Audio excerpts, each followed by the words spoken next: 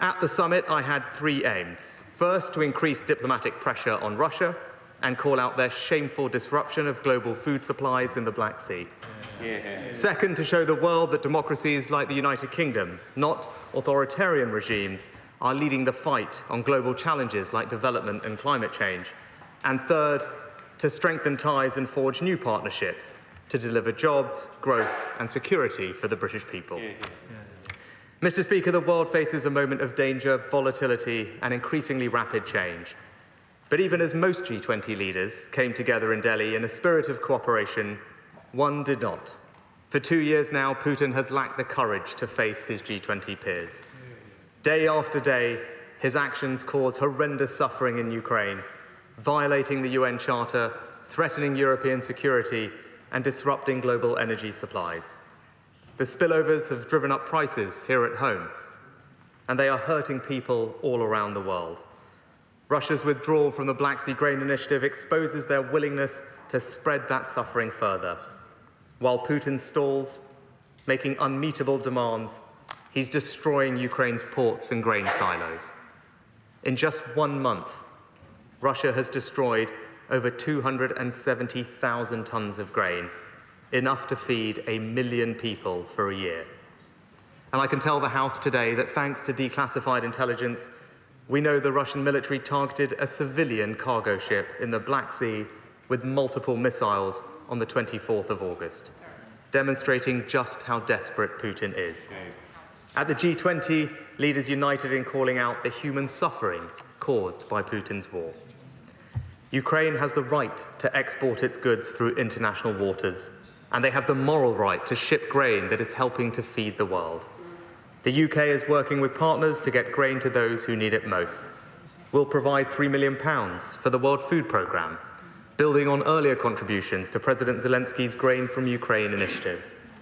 We're using our intelligence, surveillance and reconnaissance capabilities to monitor Russian activity in the Black Sea, so we can call them out if we see they're preparing further attacks on civilian shipping or infrastructure, and attribute attacks if they happen.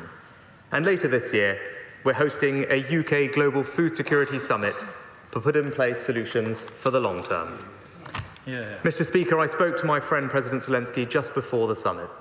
Backed by our support, Ukraine's counter-offensive is making hard-won progress. We will continue to stand with Ukraine for as long as it takes, until we see a just and durable peace that respects their sovereignty and territorial integrity. That's the only possible outcome to Putin's illegal war, and Ukraine, with our support, will prevail. And on my second aim, Mr. Speaker, we showed at the G20 that it is the UK and our partners, not authoritarian actors, that offer the best solutions to the global challenges we face.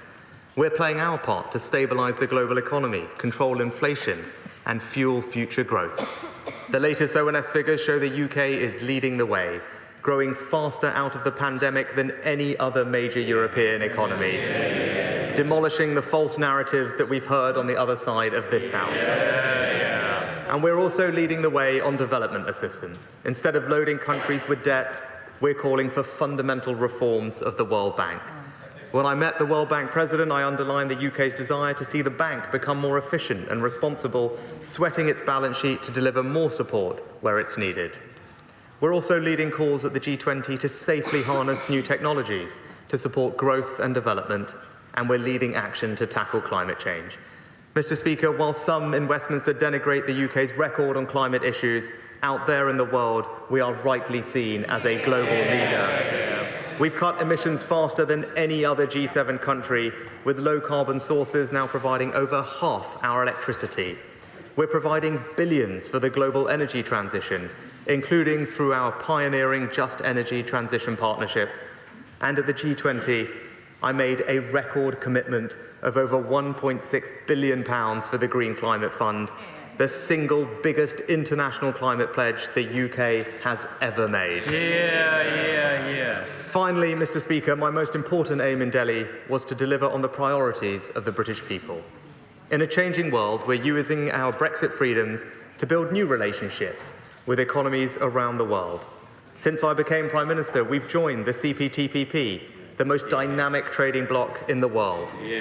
We've launched new partnerships with Canada, Australia, Japan, and the US, covering trade and economic security. We've secured agreements with France, Albania, and Turkey and others to stop illegal migration. And at the G20, we went further. We signed a new strategic partnership with Singapore to boost jobs, growth, and our security. And I held warm and productive discussions with Prime Minister Modi on strengthening our relationship in defence, technology, and a free trade deal between our nations. Mr. Speaker, I also met Premier Li of China.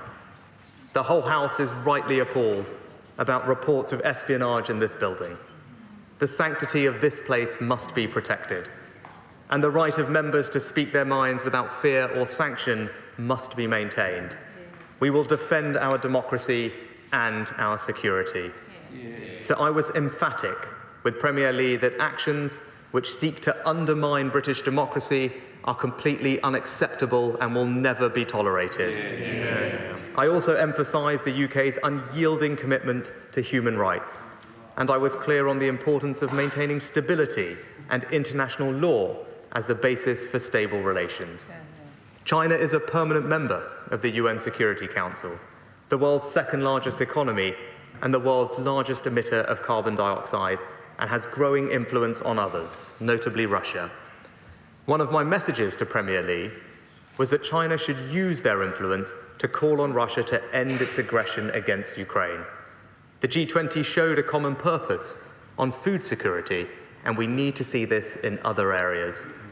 Mr. Speaker, this government has acted decisively to improve our security, blocking China's involvement in critical areas like civil nuclear power, semiconductors, and 5G.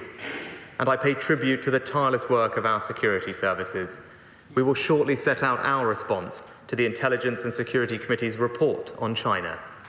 In November last year, the government set up a new Defending Democracy task force.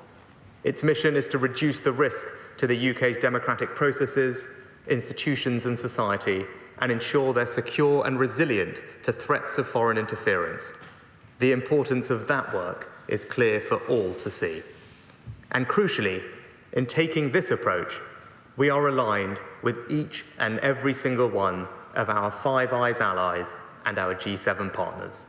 Because by speaking frankly and directly, we will ensure our messages are heard clearly and that our interests and values are protected and promoted. In conclusion, Mr. Speaker, at a time of rapid change, we are bringing British values and British leadership to bear on the biggest global challenges. As one of the fastest growing major economies, the second largest contributor to NATO, and a global leader in everything from climate to tech to development, I'm proud of the United Kingdom's leadership. And it is through that leadership, working with our allies and partners, that we will increase our security, grow our economy, and deliver on the priorities of the British people. And I commend this statement to the House.